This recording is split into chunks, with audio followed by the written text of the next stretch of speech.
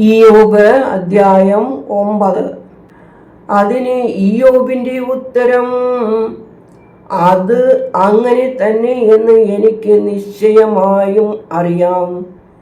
ദൈവസന്നിധിയിൽ മർത്യൻ നീതിമാനാകുന്നത് എങ്ങനെ?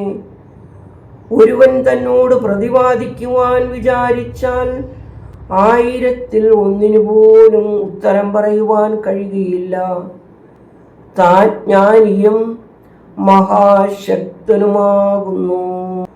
അവനോട് ഹാനി വരാത്തവൻ ആരുണ്ട്? അവൻ പർവ്വതങ്ങളെ അവ അറിയാതെ നീക്കിക്കളയുന്നു. തൻ്റെ കോപത്തിൽ അവയെ മറിച്ചു കളയുന്നു. അവൻ ഭൂമിയെ സ്വസ്ഥാനത്ത് നിന്ന് ഇളക്കുന്നു. ഭൂവാസികൾ കുലുങ്ങിപ്പോകുന്നു. അവൻ സൂര്യനോട് കൽപ്പിക്കുന്നു, അത് ഉദിക്കാതിരിക്കുന്നു. അവൻ നക്ഷത്രങ്ങളെ മുദ്രയിടുന്നു.